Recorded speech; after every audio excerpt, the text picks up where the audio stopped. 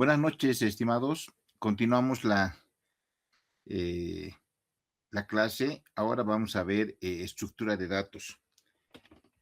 Cuando nosotros nos ponemos a aprender a programar, lo que tenemos que ver primero es el análisis lógico, ¿no? Y eso sería la parte de donde entra algoritmos. Tenemos que tener eh, una lógica bien formada, ser metódicos, ordenados, si queremos ir por la línea de la programación, ¿no? Entonces, y luego ya de acuerdo, digamos, al lenguaje o de acuerdo, digamos, a la parte de lógica, de la sintaxis, todo, cada lenguaje nos va a presentar cómo nosotros podemos expresar nuestro algoritmo o nuestra idea o nuestra solución. Siempre se va a ver estructuras de control básico. Es un tema que sí o sí se tiene que ver en el tema de la programación. ¿Cuáles son las estructuras de control básicas? Uno es la pregunta, ¿no? El if, then, else. ¿Qué pasa si hay una consulta y qué acciones vamos a tomar dependiendo del resultado? Luego hay una estructura secuencial, luego hay una estructura repetitivas, ¿no? Un ciclo. Esas estructuras van a entrar en cualquier lenguaje. Y es necesario, además, que tenemos que conocer para poder programar. Otra estructura es que entra también en cualquier lenguaje, son las estructuras de datos. Estas estructuras de datos que vamos a ver ahora, obviamente ya les dije, ¿no? No vamos a salir expertos en Python. Es difícil con 2 clases o 3. Entonces, pero sí, cuando nosotros veamos un programa, vamos a poder identificar que se trata de una estructura de control básica, vamos a poder identificar que se trata de estructura de datos, ¿no? En las estructuras de datos, como ven ustedes aquí, estamos hablando de las listas, tuplas, diccionarios y sets, conjuntos, ¿no? Algunos están en inglés, pero lo vamos a ver. Eh, no una traducción, digamos, como debe ser, ¿no? Sino que es mejor mantener la sintaxis en inglés, pero sí dar digamos, el aspecto, ver a qué se refiere, digamos, esa palabra, entender su concepto, no tanto así su traducción, ¿ya? Porque si vamos a traducir, por decir software, lo vamos a traducir como la parte blanda y nada que ver. O hardware, ya, parte rígida, dura. Así podíamos traducirlo, pero en realidad el software son los programas, ¿verdad? Es el código. Entonces no hay una traducción así bien completa, ¿no? Que nosotros podemos ponerlo, digamos, al programa. Las listas, como su nombre dice, son mutables y ordenadas, es decir, que las listas cambian. Podemos cambiarlas y podemos colocarlas un orden. Por ejemplo, tenemos una lista de minerales donde está el oro, plata y el cobre. Es una lista, ¿sí? También podemos adicionar, ¿no? Le decimos a la lista minerales.append. Estamos utilizando ahí un método. ¿Un método de qué? De adición. Y vamos a colocar el platino. Entonces, después va a ser, ya la lista va a ser oro, plata, cobre y platino. ¿Dónde se va a añadir? Se va a añadir al final. Entonces va a tener un orden, ¿no? Tal vez el Python maneja el 1, 2, 3, 4, ¿no? Como subíndice, o tal vez maneja el 0, 1, otro lenguaje, PHP, por decir. Ya eso solamente en la sintaxis, conociendo un poco, leyendo eh, por decir, la sintaxis de los lenguajes, ahí nos van a decir cómo se interpreta o cuáles son los subíndices de las listas o de los vectores o de los arreglos, etcétera. Porque de conocerlos de memoria, imagínense cuántos lenguajes hay actualmente. es tremendo, ¿verdad? Entonces, y uno va a querer memorizar toda la sintaxis, es perder el tiempo. ¿Por qué? Porque tenemos la IA con nuestro asistente y la IA no se va a equivocar en la sintaxis, pero sí se puede equivocar con la lógica, se puede equivocar. Tal vez esto no es porque la IA esté mal, sino porque nuestro prompt no lo hemos puesto de una manera detallada y lo ve así como lo hemos preguntado, ¿no? Algo general y responde general. Si nosotros vamos a colocar y darle, digamos, un prompt, comandos bien precisos, nos va a responder también de igual manera. Es mejor buscar las IAs de acuerdo a la temática que uno va a hacer, ¿no? Y si queremos documentar algo con Gemini, si queremos hacer búsquedas bien completas, utilizamos búsquedas de temas, digamos, a nivel general, el chat GPT, o si queremos investigar un poco más sobre ciertos temas o que nos haga algún código, Perplexity. Y si netamente queremos programar, así, full programación y sin pedirle, digamos, mm, algún contexto, digamos, referido a derecho, a medicina, etcétera, es utilice la cloud, ¿sí? Entonces, si quieren programar, o sea, si quieren netamente utilizar comandos de programación, es la cloud. Bueno, yo os recomiendo la cloud. Puede haber varios. Ahora sí hay infinidad, están ofreciendo ahí. Pero yo trabajo con esos cuatro que estoy tranquilo. Entonces tenemos otros comandos, por decir, otros métodos que es minerales.remove, ¿no? Entonces, ¿qué estoy diciendo? El cobre, lo va a remover el cobre. Fíjense, es bien sencillito utilizar estos comandos con el Python. Ahora queremos imprimir, lo decimos print, minerales, y le decimos desde el 1, ¿sí? Hasta el 0, va a ser ¿cuánto? El oro. Entonces aquí nos está diciendo que maneja el subíndice 0, ¿sí? Entonces, y de esa manera podemos practicar y ver, digamos, print minerales el 1, el 2, el 3, y para conocerlo al lenguaje. La tupla. La tupla dice que es inmutable, es decir, no cambia, ¿sí? No puede cambiar. No es lo mismo que las listas. Las listas son mutables. En cambio, la tupla son inmutables. En este caso estamos utilizando dos coordenadas, ¿no? Dos coordenadas, que es la menos 16.5 y 68.15, que es la ubicación de La Paz, ¿no? El centro de La Paz. No es un polígono, es solamente un punto, nada más. Como ejemplo, los diccionarios, ahí como su nombre indica, ¿no? Podemos poner una gran cantidad de información, pero ya de una manera parece como si fuera base de datos.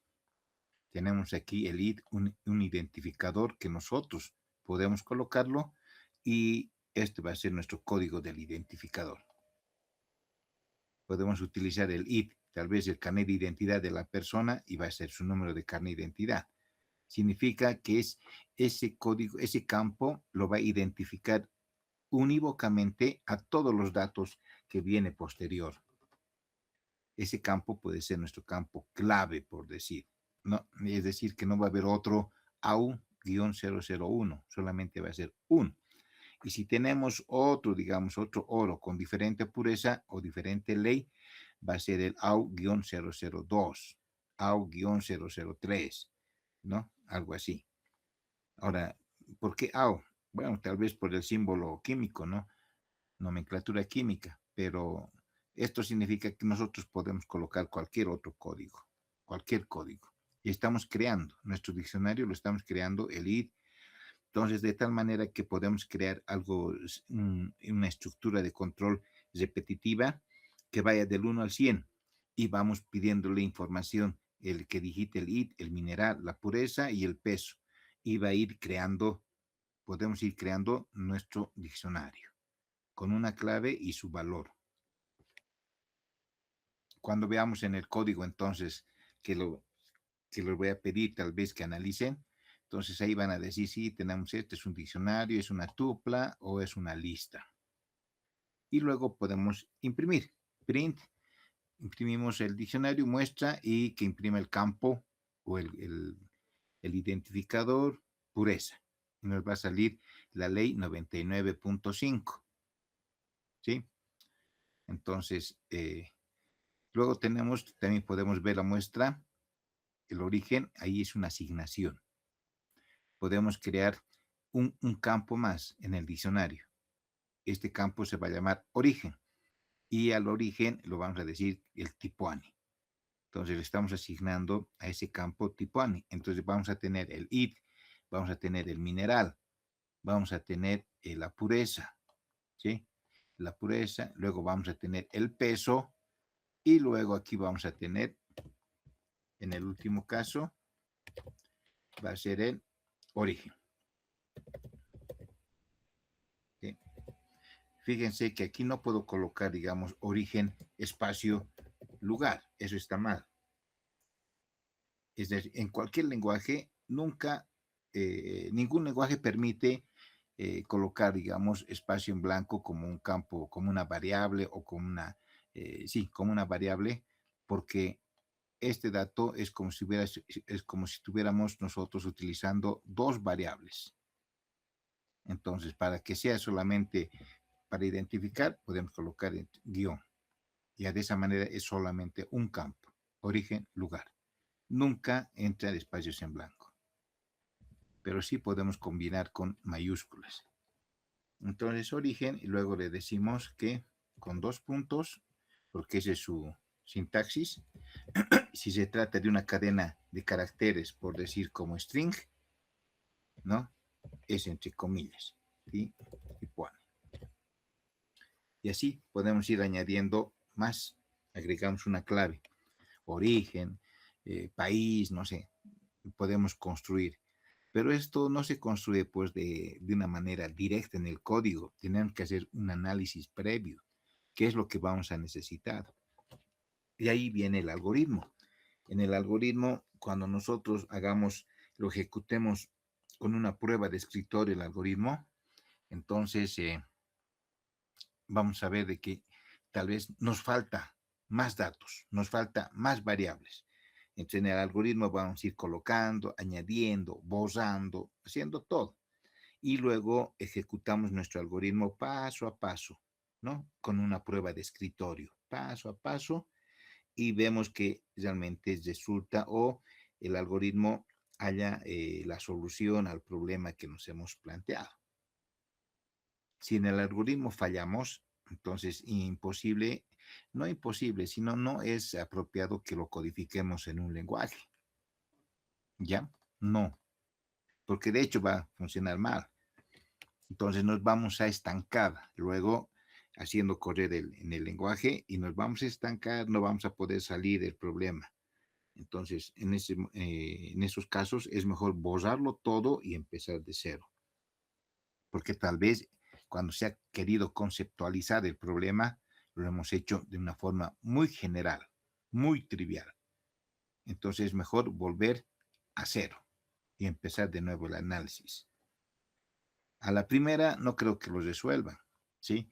Tal vez corrigiendo dos, tres veces ya van a poder, digamos, resolverlo. Pero esto es para el área de programación, ¿no? Si ustedes no son del área de programación, bueno, entonces es mejor que conozcan el comportamiento del Python y sepamos interpretar el código de algunos ejemplos o cómo genera la IA, etcétera, para no ignorar por completo las instrucciones. ¿Sí? Esa es la idea, además. Entonces, no es necesario que se pongan a estudiar Python, porque si no tienen esa formación de sistemas, van a tener problemas, se van a estancar. Entonces, es mejor conocer, pero ya nuestro asistente nos los hará todo. El set es un conjunto sin duplicados. Entonces, ahí el set va a ser la etiqueta, en este caso, y vamos a colocar certificado, auditable, trazable, otra vuelta certificado, ahí está un error, ¿no? Entonces, cuando queremos imprimir etiquetas, solamente va a imprimir certificado, auditable y trazable. todo lo que está duplicado lo obvia, ¿sí? Va a sacar todo lo que es sin duplicado. Eso es lo que hace el set. Ahora, ustedes me dirán, eh, a ver, un momentito, me están preguntando.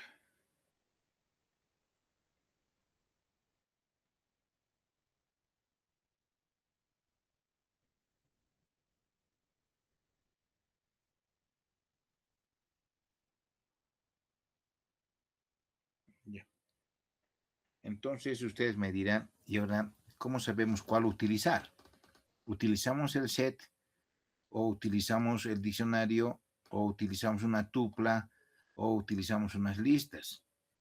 ¿Sí?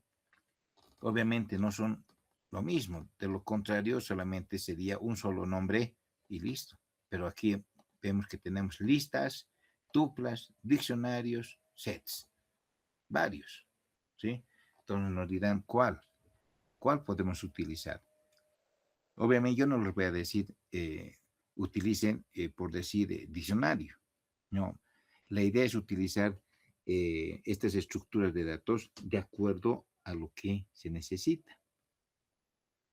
¿Ya? Es de acuerdo a lo que se necesita.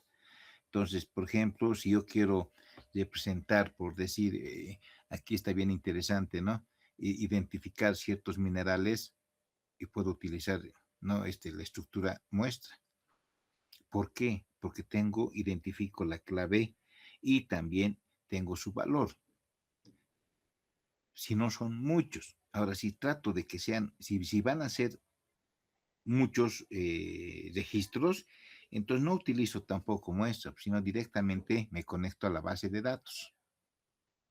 En la base de datos ya puedo trabajar N, ¿sí? Pero si solamente voy a trabajar con 100 datos, 200 datos o 1000 datos, yo puedo crear mi propia estructura y que vaya almacenando de acuerdo a la lectura, ¿no? De acuerdo a la lectura eh, de una base de datos, yo lo puedo ir llenando a la muestra porque necesito, ¿no? Ahora, si yo quiero utilizar, por ejemplo, listas, voy almacenando uno u otro, tal vez será, por ejemplo, para que yo pueda colocar, a ver, decir insumos, medicamentos, digamos, ¿no? Entonces voy añadiendo y de acuerdo a la fecha voy sacando. O sea, todo depende de qué queremos resolver. Las listas, como su nombre dice, puede ser N, ¿no? N, pero si quiero utilizar, digamos, una lista de 1000, de 100,000, no es conveniente. Mejor utilizo directamente la consulta a la base de datos y de la base de datos ya lo programo. ¿Para qué voy a tener una lista de 1000 o de 100,000? No, lo único que voy a hacer es fatigarlo o en realidad lo voy a eh, saturar, ¿no? En ese momento la memoria RAM, porque todo va a ir a la memoria. Pero si utilizo una base de datos, no. Saco de la base de datos y lo proceso. Tal vez puedo utilizar la lista, la tupla, el diccionario como cabecera, ¿no? Para que vaya almacenando ahí temporalmente y lo procese los datos. Entonces, no hay algo que podamos decir una receta para decir ustedes utilizan el set para esta cuestión, el otro no. Es depende, digamos, del problema en sí o de cómo podemos dar solución. Entonces, tal vez no podemos dar con listas, pero sí podemos utilizar con conjuntos. Entonces, es un poco ver el tipo o la lógica, ¿sí? A ver si yo quiero, por ejemplo, realizar quiero dibujar, digamos, en Python, y ese dibujo lo quiero hacer rotar, ¿ya? Quiero que, digamos, el dibujito bien sencillito rote, 45 grados, 60 grados. Entonces, en cada punto, en cada variable voy a colocar coordenadas. Digamos, la coordenada 100, desde la 100 voy a empezar, digamos, 100,1, el otro va a ser 100,200, el otro va a ser 200 hacia abajo, algo así, a ver.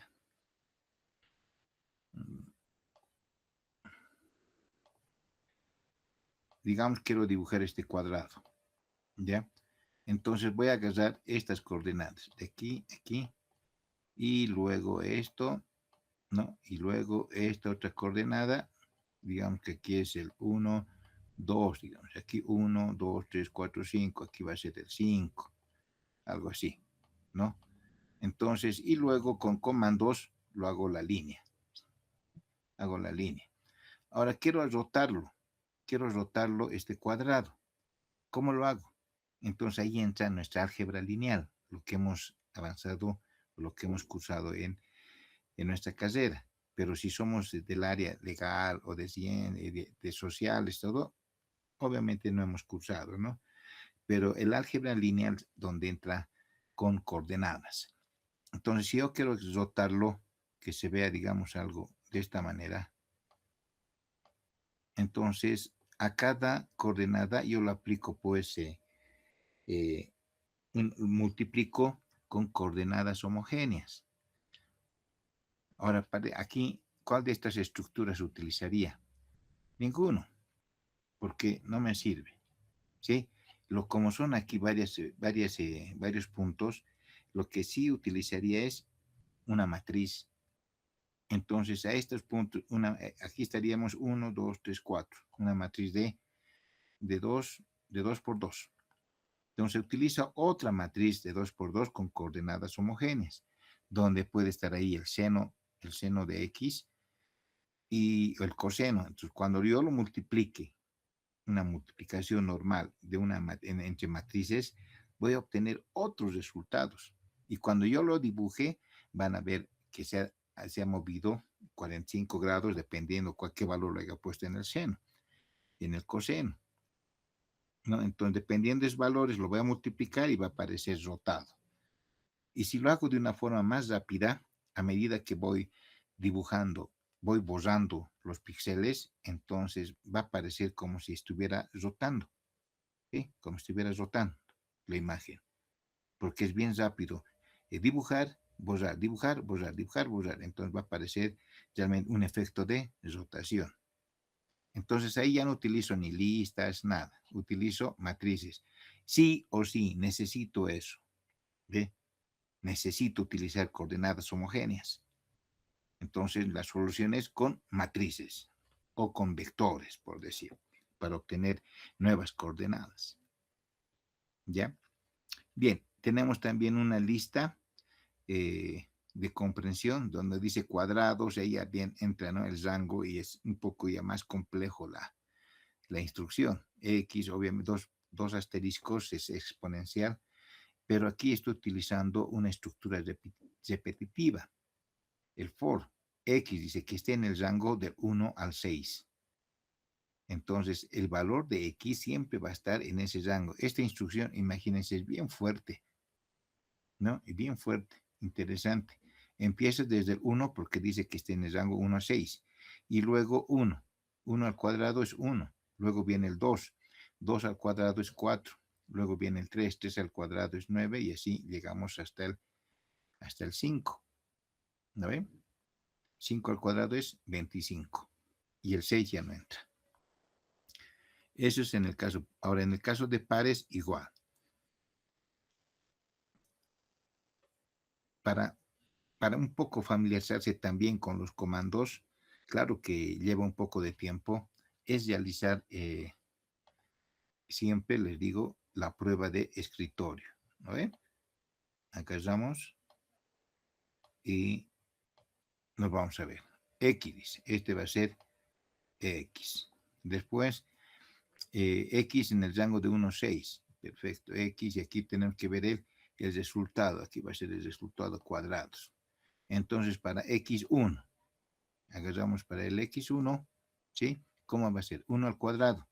¿Está en el rango del 1 a 6? Sí. ¿Cuánto obtiene el resultado? 1. Estamos escribiendo, ¿no? Ahora, tachamos esto y viene aquí el 2. 2 al cuadrado, ¿cuánto tiene? 4. Tachamos esto y viene el 3. Y así sucesivamente. Eso se llama, les dije, ¿no?, prueba de escritorio. Algunos lo hacen, pero he visto programadores que directamente trabajan con la computadora, ¿no? y en la computadora están pensando, ven resultados, ya hacen depuraciones dependiendo con qué IDE programan. El Visual Studio puede ser, o con el Dreamweaver, no sé. O algunos, todos tenemos nuestro preferido, ¿sí? Donde manejamos mucho mejor. El IDE es una interfase de desarrollo, ya es una interfase de desarrollo. El Visual Studio les presenta muchas facilidades. Hay otros que programan solamente con un editor de texto, ¿sí? Lo hacen. Otros utilizan también programas como el Dreamweaver, donde aparecen los resultados, puede ser en la parte izquierda o en la parte de abajo, y se visualiza rápido los resultados. Utilizan, todo depende, no hay una regla tampoco para poder utilizar un determinado IDE, ¿ya? Entonces, con la prueba de escritorio, nuestro algoritmo ya estamos probando de que funcione. Bien, tenemos ahora las funciones. Esto en Python. Ya, vamos a ver funciones, veremos si hay. El otro es programación orientada a objetos. Bien, las funciones, ¿qué son? En realidad son códigos, ¿sí? También nosotros podemos hacer funciones en pseudocódigo. Una función puede ser, digamos, eh, a ver, algo bien sencillito. Si queremos saber cambiar las ruedas de un auto, ¿no ve? Entonces, podemos hacer una lista completa, paso por paso, cómo se cambia la rueda de un auto, preguntándonos todos los detalles. Si tenemos la llave cruz, si tenemos primero una llanta desde puesto, si tenemos la gata y va haciendo determinados procesos. Y una de la, y entonces una función va a ser una expresión o código o pasos separado de todo lo eh, del algoritmo completo, en donde va a hacer ciertas cosas. A ver, en el caso de cambiar una llanta, una función podría ser eh, verificar si existe la llanta. Entonces, nuestra función se va a llamar verificar. Entonces, cuando ejecute verificar, vamos a decir, abrimos no sé, la, ¿no? Donde está almacenado, o tal vez está, digamos, pegado detrás de nuestra movilidad, dependiendo del modelo, ¿verdad? Entonces, luego verificamos si existe la llanta. Luego vamos a ver si la llanta está en buen estado. Tal vez está pinchada o rota, reventada, entonces no nos sirve, ¿no? Una vez que verificamos que todo está en orden, bien, recién retornamos de la función al control maestro, ¿ya? Al código maestro. Y del código maestro ya va a decir levanto con gata, etcétera, lo destornillo la llanta y lo cambia. Entonces, esa partecita, ¿sí? Que se ha separado de la parte matriz, podemos decir, del algoritmo, lo vamos a llamar función. En Python y también en otros lenguajes, la función realiza un proceso, realiza pasos, realiza cálculos, pero el valor los retorna siempre en el nombre, ¿ya? En el nombre. Es decir, por ejemplo, aquí vamos a definir funciones, ¿no? Es decir, definir. A ver, están mandando mensajes. Veamos. Ay, ay, ay.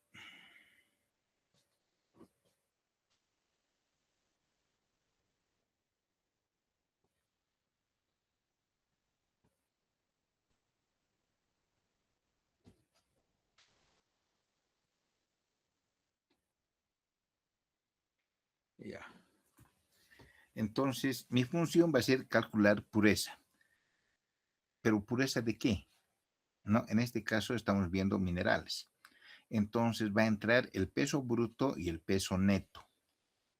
Ya va a entrar el peso bruto y con estos valores va a calcular realmente su pureza.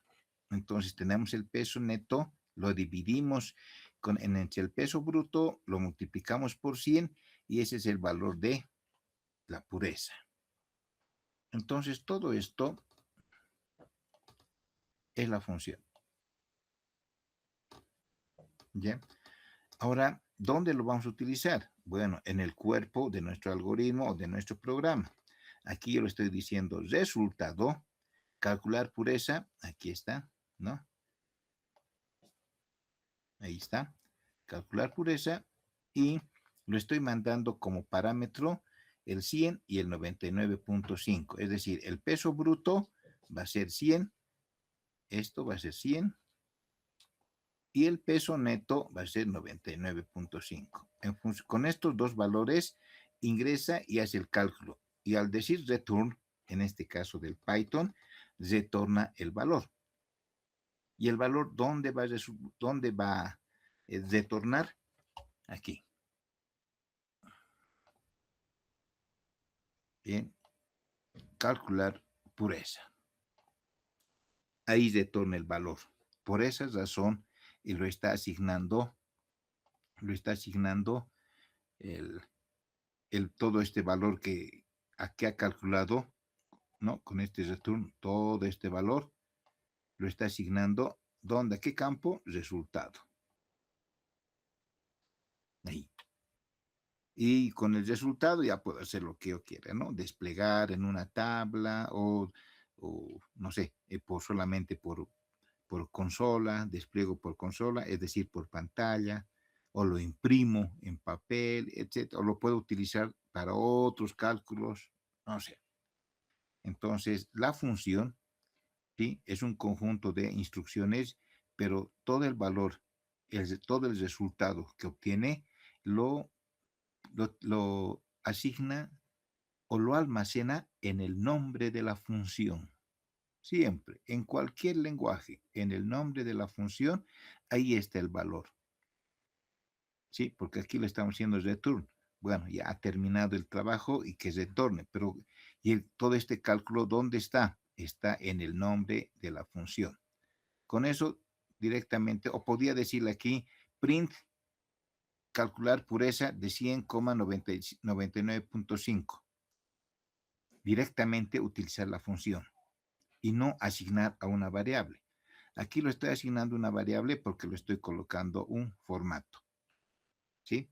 Y también con un prefijo, eh, no, con un sufijo, perdón, que aparezca y que diga 99.50 de porcentaje de pureza, de ley, ¿no ve? Entonces, esa es digamos, el uso de una función. Cuando nosotros veamos programas, que lo vamos a ver, ¿sí? Entonces van a ver que están utilizando funciones, están utilizando solo instrucciones simples, etcétera, etcétera. Parámetros por defecto. Por ejemplo, aquí vamos a generar un hash y la función se llama generar hash. Ahora hay funciones que nosotros podemos crear o hay funciones propias del Python y también algunos lenguajes o todos los lenguajes tienen sus propias funciones. Esas funciones son los que nos facilitan la programación. Es decir, no podemos y ya no nos obliga a hacer desde cero los cálculos, sino nuestro programa sería bien extenso. Solamente llamamos a las funciones o librerías también llaman, y dentro de las librerías hay funciones. Solamente llamamos a la función y lo utilizamos, ¿sí? Depende del lenguaje, qué funciones tendrán. Obviamente no van a ser igualitas, pero sus efectos van a ser un efecto en la base de datos, un efecto para cálculos matemáticos, para gráficos, para leer bases de datos, etcétera, etcétera, ¿no? En este caso, la función se llama generar-hash. Bien, tenemos aquí, estamos asignando, ahí entra un parámetro que se llama el dato primero y luego con qué algoritmo. El algoritmo va a ser SHA-256. Pero para poder utilizar, para poder calcular o para poder realizar o generar un hash, que nos dice esto, generar aquí un hash, ¿sí? Necesitamos el método y también necesitamos una librería. Ahí está la librería. Entonces, la librería que vamos a utilizar para, en este caso del Python, es el hashlib. Es decir, que Python tiene su propia librería para generar hashes. Luego creamos en la variable h, creamos uno nuevo y en base a qué algoritmo, al SHA-256. Ahorita les explico qué es un hash. Luego tenemos el h, utilizamos un método que es actualización, update, y le decimos el data.encode, el data que ha ingresado, ¿sí? Y lo estamos codificando. Y retornamos ya el valor h, ¿sí? En formato hexadecimal. Y al retornar el valor en hexadecimal, ¿dónde se almacena? En el nombre. Entonces va a estar ahí, generar hash. El hash, por si acaso, este hash, ¿sí? Tiene esta estructura. Podemos decir, a ver,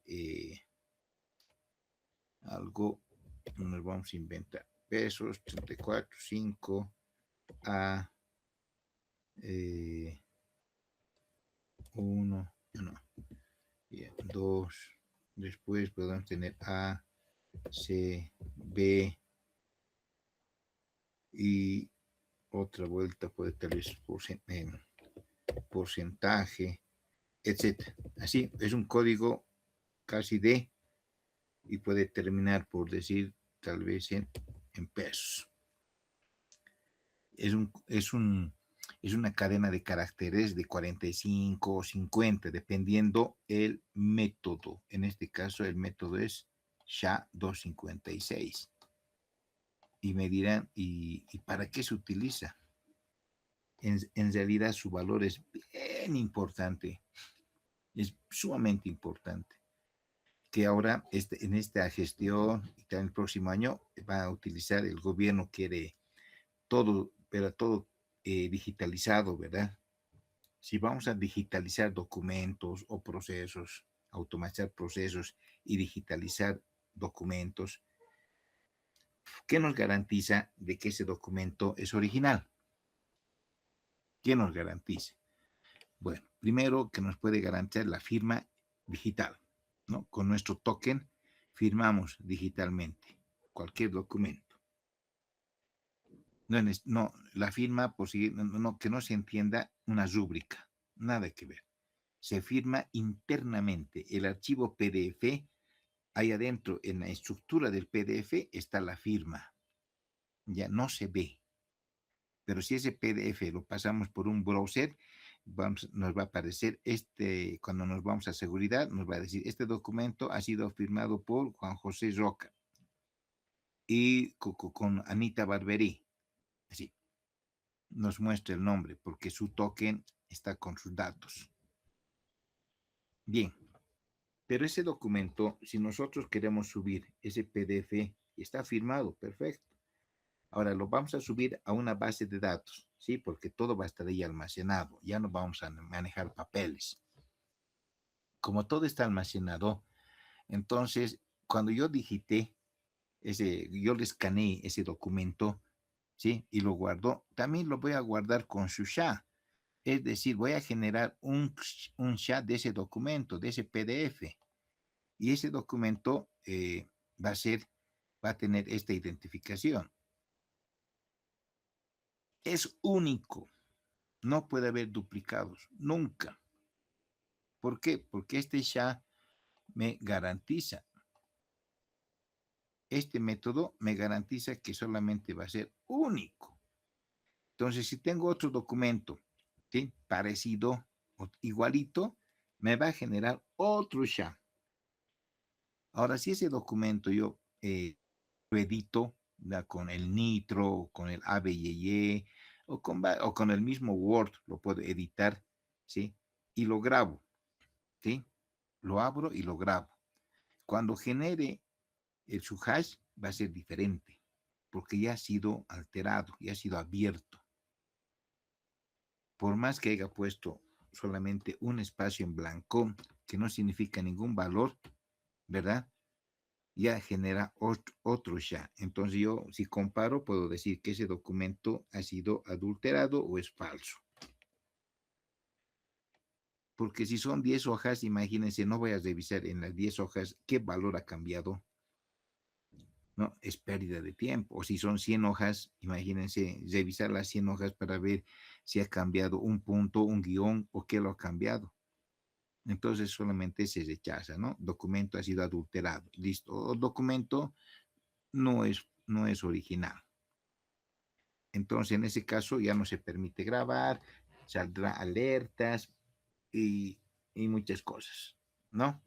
Entonces, lo que quiere hacer el gobierno digitalizar va a tener que utilizar necesariamente un SHA, ¿sí? Es decir, un método SHA y un hash. Como cada paso, cada registro, ¿no? Va a ir digitalizándose y guardando, digitalizándose, guardando, etcétera, sí, de esa manera todo hasta que termine, digamos, su proceso, su objetivo, ¿no? De todo ese proceso, entonces vamos a tener una gran cantidad de códigos hash, ¿verdad? Que nos va a garantizar que inmutabilidad, no va a poder cambiarse ningún dato.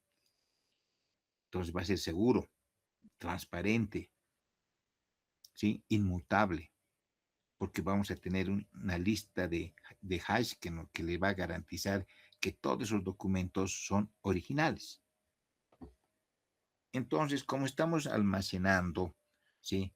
Y viendo la inmutabilidad, la seguridad, la transparencia, que es lo que quieren, ¿no ven? Pues, digamos, cualquier gobierno en realidad, y también deberían de ir por esa línea. Entonces, aquí se aplica pues ingresa de una manera bien sencilla y cómoda, que es el famoso, les decía, blockchain. Cuando estamos registrando y guardamos y es bien seguro, inmutable, estamos hablando del blockchain. Ahora, el blockchain es una estructura, una metodología, podemos decir, una tecnología, ¿verdad? Pero no estamos hablando de bitcoins, nada que ver. No. Muchos confunden el blockchain, donde se maneja activos, nada que ver, ¿no? Es el proceso mismo de seguridad. Ahora, dentro del blockchain tenemos pues el Hyperledger Fabric, uno, ¿no? Que es open source. El otro es Ethereum. Y así, hay varios, el Solana, ¿no? Entonces, son varios blockchains que se puede utilizar. Algunos son de pago y otros son open source. El Hyperledger Fabric es open source. Entonces seguramente eso van a utilizar, pero esto es propietario, no, permisionado. ¿Qué significa? Que todos los que van a generar esa cadena, esos bloques, ¿sí? Solamente va a ser entidades con permiso. En cambio, el Ethereum es libre, ¿no? Por eso utilizan el Ethereum, digamos, pueden utilizar para hacer elecciones, ¿no? Donde todos votan, todos los registran, no cambian, pero todos ven, etcétera, ¿no? Es bien más público eso, que no creo que utilicen, ¿no? Entonces, generar un hash es bien importante, les decía, ¿no? Y va a ser algo que ya se va a imponer en este año, por seguridad, por lo que quiere el gobierno. Imagínense un historial clínico, ¿sí? De 500 hojas, 200, 300 hojas generado con SHA. No van a poder cambiar nada.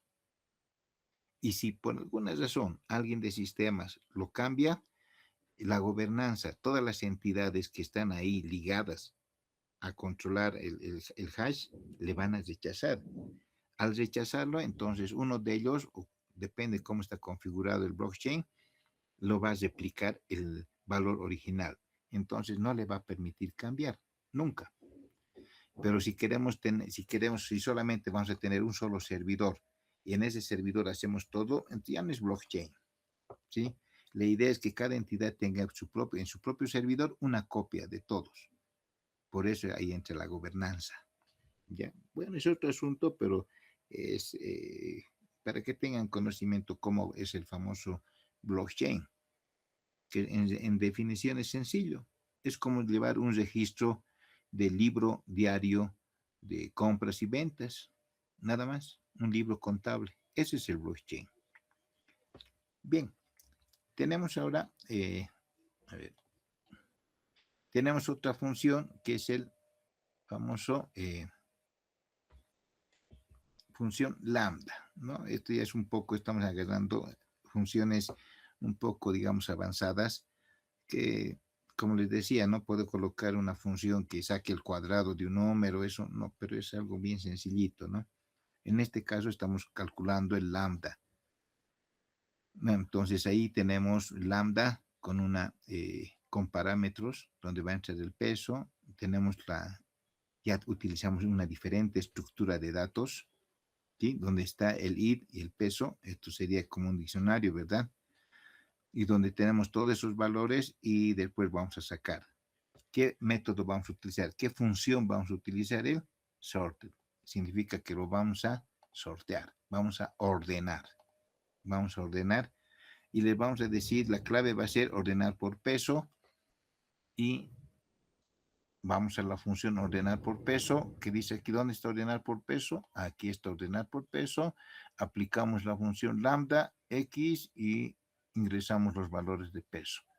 Significa que esta función lo que va a hacer es ordenar, ¿sí? Lo ordenará pues por peso, el 5, el 6, el 7, 8, 9, 10, etcétera, etcétera, ¿no? Lo está ordenando por peso. Entonces, si analizamos con calmita, ¿sí? Un poco, ¿no? Parece como si nos estuvieran confundiendo. Para eso nos apoyamos nuestra prueba de escritorio. De todas las funciones que, que se ven en los lenguajes, un poco el más abstracto y un poquito complejo es la recursividad. Utilizar funciones recursivas, si bien es bien fuerte, bien poderoso, pero también utiliza bastante memoria. Pero con una sola instrucción pueden resolver algoritmos o tal vez, sí, algoritmos complejos de búsqueda, de ordenamiento, solamente con una sola instrucción. ¿Sí? El problema es que utiliza harta memoria. Entonces hay que saber elegir, ¿no? Pero el más complejo es la cursividad. No lo vamos a ver porque es un poco complicadito, ¿no? Si no son del área de sistemas. Entonces ahí algunos van a entender y otros van a decir, no, no entiendo nada. Programación orientado a objetos.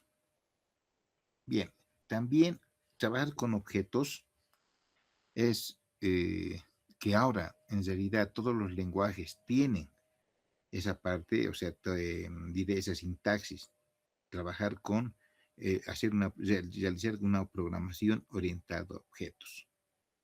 Ya las instrucciones mismas, las variables se utilizan de otra manera. Tenemos que crear primero una clase. Después de la clase tenemos, es decir, dentro de la clase creamos el objeto. Y después dentro de ese objeto vamos a tener métodos, es decir, cómo lo vamos a manejar el objeto. Añadir, borrar, ordenar, si es que tiene ese objeto, esos métodos. ¿Sí? Bien, esto no lo vamos a llevar porque es un poco, y les hablaba, ¿no? Por ejemplo, del teléfono que mantiene la herencia. ¿Y cómo vamos a manejar? De esta manera, pero no nos complicaremos, porque yo sé que vamos a tener un problemita al utilizarlo. Más bien nos vayamos directamente al módulo 6, manejo de errores y archivos. Todo algoritmo, ¿sí? Y todo lenguaje tiene que tener estas funciones. Cómo vamos a manejar los errores y cómo vamos a manipular los archivos. Archivo, entiéndase, en este caso, como un conjunto de datos que están, digamos, relacionados, ¿no? Bajo una temática. Por decir, archivo de datos personales.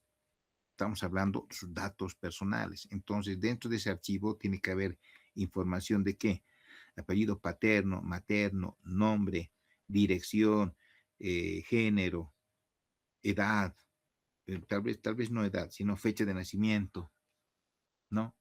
Porque son datos personales. Ahora, a esos datos personales, ¿sí?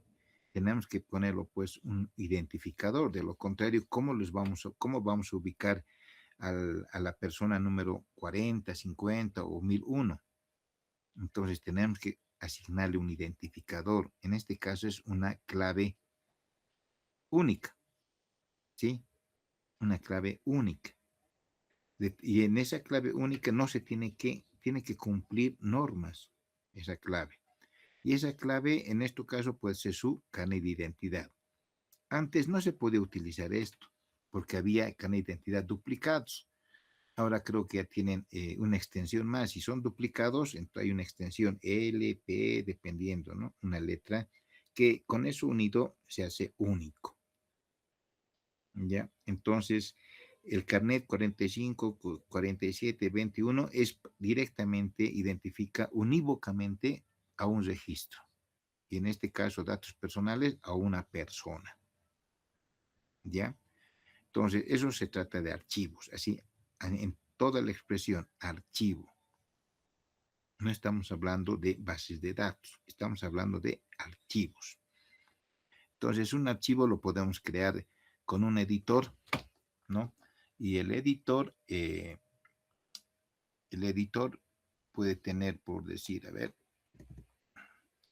con cabeceras, ¿no? Aquí puede tener, a ver, eh, carnet de identidad, luego APPAT, luego APMAT, luego nombres, luego género, dirección, ¿qué más? Fecha de nacimiento. Esto puede ser un archivo, ¿sí? Minúsculo. Entonces aquí va a tener los datos, por decir 34, 56, 78. ¿Ve? Y separamos. Aquí su apellido paterno, digamos, aquí va a ser Cortés. Cortés, y aquí va a tener su apellido materno, Roca, nombre Juan, género masculino, digamos así, masculino, dirección, digamos que va a ser Landaeta, etcétera, etcétera. Su fecha de nacimiento va a ser 10 de 1980, ¿no? Entonces, este es un archivo. Parece como si fuera base de datos, pero en realidad es un archivo, porque si hablamos de base de datos, en realidad esto tendríamos que ver que en dónde estamos almacenando para que si dependiendo del tipo de almacenamiento, de la forma de almacenamiento, podemos decir si cumple las 12 reglas de CORT para que sea llamado base de datos. Otros dicen, pásame tu base de datos, ¿no? Y le pasan su archivo en Excel. Está mal expresado, ¿no? Porque no es base de datos eso. Eso nosotros podemos decir, pásame tu data. Perfecto. Ahí está bien. Estamos utilizando a la perfección, digamos, el término. Pásame tu data o tus datos, pero no base de datos. Porque si es base de datos, tendría que tener bajo una estructura. En esa estructura, esa base de datos tiene que manejar DDL, DML, tiene que permitir procedimientos, funciones, eh, tiene que permitir los famosos constraints, tiene que permitir manejar índices, claves privadas, eh, claves primarias, primary key, claves foráneas, foreign key, luego secuencias, usuarios, permisos, roles, etcétera, etcétera. Si esa estructura permite hacer eso y algunas cosas más como requisito, recién se llama bases de datos. De lo contrario, solamente es un manipulador, ¿no? De archivos. No podemos decir que es base de datos. Entonces, este archivo, por ejemplo, es API de datos personales.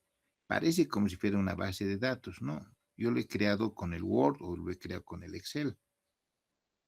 ¿no? Y lo he puesto, digamos, en formato CSV. Entonces, para poderlo manipular, ¿no? Puede estar separado la información con una coma, pero si la información en dirección utilizo como dato coma, entonces ya no puedo seleccionar la coma como separador. Entonces tendría que utilizar un carácter único que no se confunda con la información que está dentro del archivo. Y en este caso generalmente es el pipe. Vamos a ver cómo genero esto. Es el pipe, el pipe, ¿no? Entonces, esto no voy a colocar en ningún campo. No va a haber Landaita, pipe, San Pedro, no sé, ¿no? Entonces, como no va a aparecer este carácter en ningún dato, entonces puedo utilizarlo como separador, ¿ya? Entonces, cuando yo lo lea, lo voy a leer y voy a colocar que los campos están delimitados por el carácter pipe. De esa manera voy a separar los campos, ¿sí? Los voy a separar. Otra forma también de manejar la información como archivo, no estamos hablando de base de datos, es colocar una longitud fija. Es decir, digamos, para el carnet de identidad, ¿cuánto puede ser? Digamos, puede ser, digamos que crece, va a crecer hasta 12, ¿sí? Bien, entonces son 12, hasta ahí, ¿no? Entonces voy a colocar longitudes fijas, entonces va a ser 12 espacios. Luego voy a separar tal vez un tabulador y apellido paterno, ¿cuánto? Digamos 20 caracteres. Entonces ahí va a estar 20 caracteres, ¿sí? 20 caracteres, digamos que son 20. Separo ahí 20, otros 20, ¿no? El nombre, otros 20, digamos. Entonces eso lo estoy haciendo, mi archivo tiene longitudes fijas. Cuando yo lo lea el archivo, lo voy a leer de esa manera. Voy a leer los primeros 12, va a ser can identidad. Después el segundo campo va a ser cuánto, de 20. Leo los 20, ¿sí? Ahí va a estar su apellido materno. Pero su apellido materno, ¿qué tal? Es Roca. ¿Cuántos tiene? 4. Entonces, los demás lo va a llenar con espacios en blanco. Lo va a completar. Pero siempre va a respetar sus 20, ¿no? Respeta sus 20. Entonces, Roca y los demás, ¿cuánto falta? 16. Y 16 espacios en blanco y listo. El nombre, lo mismo. De esa manera antes manejaban, era una estructura de archivos que utilizaban eso en la parte de transcripciones y además para procesar planilla de sueldos. Luego ya han implementado ya la base de datos, ya manejaba, ¿no? Por ejemplo, en el COBOL utilizan eso en la parte de la Environment Division. Vamos dividiendo los campos, los ponemos números fijos de 25, de 30. Tal. Ahora ya no es así.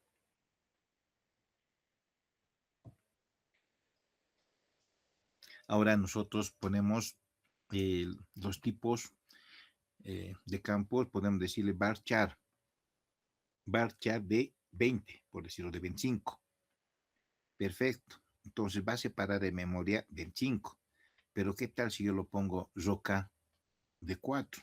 No hay problema, se comprime y listo. Y sigo utilizando. Entre el otro va a entrar de 7, no hay problema, se alarga.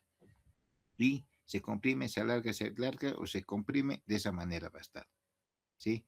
Pero siempre va a permitir 25 como máximo. Si nosotros queremos poner 26, lo va a truncar y el último carácter no lo va a grabar, ¿no? Entonces podemos manejar grandes cantidades, ¿no? 1000, 2000 podemos colocarlo a un campo, 1500. No hay ningún problema en ese aspecto. Ahora, en la actualidad. Bien, entonces estos son los archivos. Ahora, ¿cómo voy a leer con Python? Entonces, lo que voy a utilizar es aquí, y siempre se pone try, ¿no? Para ejecutar. Entonces tengo aquí Open. Entonces ya veo de esta instrucción qué es lo que hace. Va a abrir el archivo. Bien, ¿qué más viene? ¿Qué parámetros tiene la función Open? La función Open dice, tengo que seguir o tiene que entrar como parámetro, porque está entre paréntesis, tiene que estar, a ver, vamos a ver, este es el Open, y como parámetro va a ser va a ser el archivo. En este caso es un archivo JSON. Bueno, supuestamente nos dice eso. Es un archivo JSON y también nos dice que lo vamos a abrir solamente de lectura. ¿Sí? Eso es lo que nos indica, eh, digamos, estos parámetros que está entrando a la función Open. Bien, ¿qué es datos.json? Es un archivo. En este caso podría ser, ¿qué se llama? Datos-personales. Datos personales .csv, digamos, algo así, ¿no? Podríamos colocar, a ver. Entonces le decimos el archivo es igual a, abrimos, y aquí vamos a colocar datos personales.csv. Cerramos y le vamos a decir que solamente va a ser de lectura, solamente vamos a leer, no vamos a modificar, no vamos a hacer nada. Esto es en nuestro caso, ¿sí? Pero, ¿qué es datos.json? Es un tipo de archivo que generalmente los de sistemas utilizan pues para pasar información. Eh, lo utilizamos en este caso para hacer interoperabilidad, puede ser uno.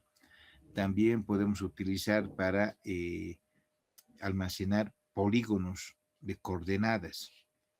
Ahí puede estar el GeoJSON.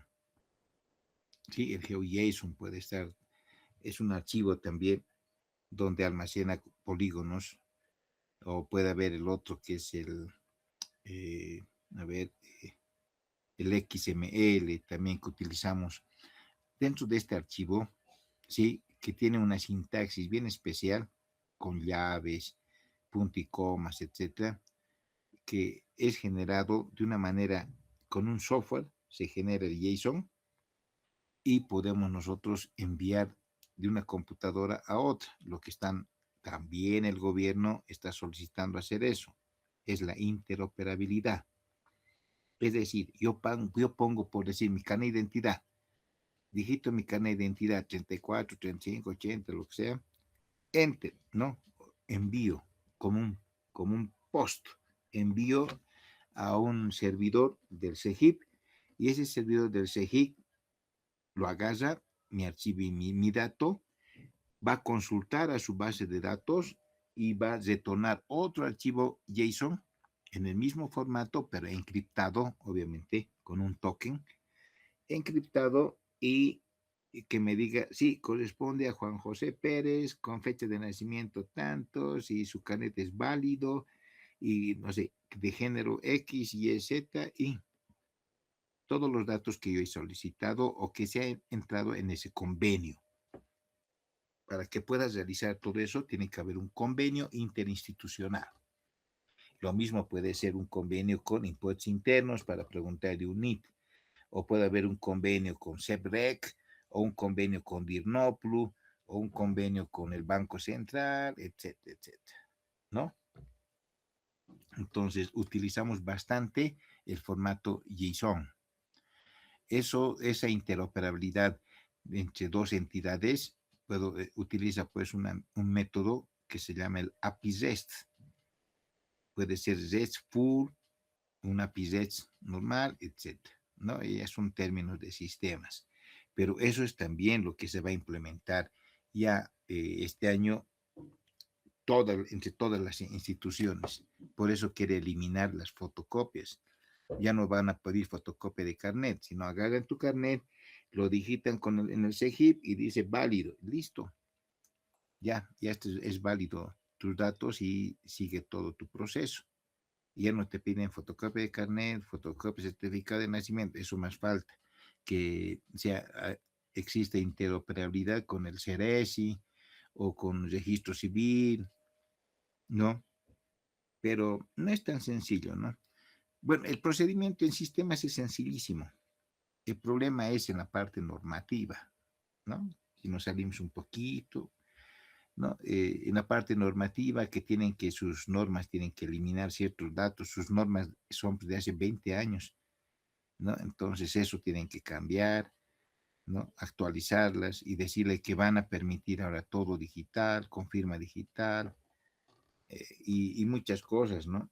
Entonces, por eso no es tan sencillo y va a tardar, tarda.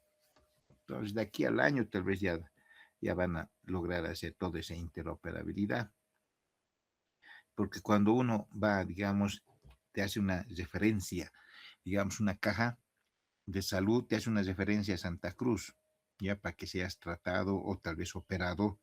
¿Qué hace? Le dice, te da en un sobre Manila todo tu historial clínico y te dice que vayas, que viajes y tú presentas tu historial y te internas y ya estás para la operación. Eso se llama referencia. Cuando retornas ya sanito, te lo vuelve, ya no te lo devuelven tu historial. Tienes que traerte una copia legalizada que tú te pagas, ¿sí? Entonces te traes y haces y eso ahí es la contrarreferencia. Estás volviendo a tu lugar de origen. ¿Qué pasa si lo pierdes? Lo perdiste todo tus análisis clínicos, lo has perdido tu análisis de ecografía, radiografía, todo. Imagínate. Entonces tienen que empezar a hacerte de nuevo todo. Ahí está el problema. Y siguen con eso, ¿no? Actualmente. Pero no tiene que ver pues, esa parte. Todo tiene que ser pues, digital. Es decir, usted ya váyase allá, llévese sus cosas y listo. Entonces, de la clínica de Santa Cruz, ingresa a tu CARDE, diré a tu historial y listo. El doctor ya está mirando en su computadora todo lo que todos los análisis que te han realizado. Listo y punto. Y sigue aumentando todavía. ¿No? Y cuando hagan las contrarreferencias, sacará su informe médico y con eso ya una copiecita te traes, eso sí, y también va a estar en el sistema. Esa es la idea de hacer sistemas, ¿no? Sin documentos. Pero no hay, ninguna clínica tiene en la actualidad, ni la Caja Nacional no tiene, ni la petrolera, ni la bancaria, ni la de caminos, no tienen. Siempre manejan documentos. Entonces, ojalá se automatice esa parte, porque es bien perjudicial, ¿no? O si nos agarran y para ir a farmacia, no, tiene que tener el sello de vigencia de derechos y otra fila. Terminas en la fila, te lo sellan y vas otra vuelta a farmacia, otra fila y para que te diga, no hay, ¿verdad? Eso es un suplicio, ¿no?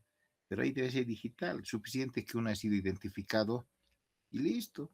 ¿Para qué estar yendo a hacer fila sellado por aquí, sellado por allá? Es que su normativa es así. Entonces, si no queremos, si solamente quiere con sola presentación de carnet, ingresa y puede ser, digamos, atendido, súper, pero tiene que cambiar su normativa. Y ahí entra, ¿no? Los que se oponen son los de sindicato y otro y otro y listo. ¿No? Entonces no es nomás decir digitalización, ¿no? Y un revuelo, ¿no? Hay que cambiar muchas cosas. Entonces, este tipo de archivos que nos estamos presentando, el datos.json, son archivos que se utiliza bastante, uno, para representar coordenadas geofísicas, podemos mostrar parcelas, polígonos, cuadrículas de minería, parcelas de cultivo, si se han deforestado, no se han forestado, o de cultivo de café, cacao, azaí, o de lugares donde se crían alpacas, ya camélidos, etcétera, etcétera. Ahí entra todo eso, ese tipo de archivo, ese tipo de información en el formato JSON, porque estamos interoperando, estamos enviando esa información, ¿ya? Entonces no es que ellos entren a nuestra base de datos y lean, no, por más que sea de lectura, no podemos permitir eso. Para eso está la interoperabilidad. Eso se llama web service, servicios web. Leemos los datos y utilizamos aquí ya un método que es de lectura, ¿no? Hemos designado ahora en archivo, en esta variable de archivo, está, imagínense, todo el archivo, todos los datos abiertos, solamente en este archivo, en esta estructura ya. Y le decimos ahora, ¿qué vamos a hacer? Vamos a leer. Entonces leemos, ¿en dónde lo almacenamos? En otra variable, ¿no? Perfecto. Entonces aquí ahora vamos a manejar errores. Dice, ¿qué pasa si el archivo, dice, no se encuentra? La computadora no mira, ¿no? No va a decir, este archivo, sí, perfecto, no.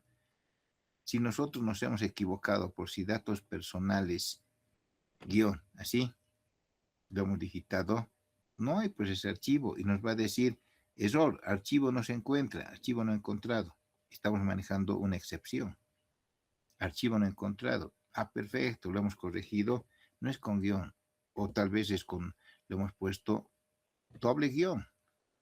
No lo va a encontrar. Entonces corregimos, ahora sí. Y va a decir perfecto.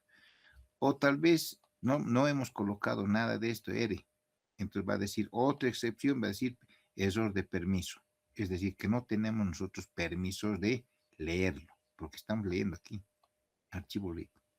Lo estamos leyendo. Entonces, nos va a dar archivo. Y luego, o si no, finalmente dice print proceso finalizado. Lo ha leído y está toda la información aquí. No estamos desplegando nada, solamente estamos controlando que primero que el archivo exista y que se lea sus datos internos, ¿no? Nada más, eso estamos haciendo. Y él va a ser por éxito, nos sale un mensaje en consola, proceso finalizado. Listo. Pero la idea es manejo de errores. Siempre tenemos que manejar excepciones o manejar errores, como se llame en ese lenguaje. Siempre, siempre. O cuando estemos desarrollando, hacer, colocar, digamos, instrucciones de depuración, de debug, ¿no?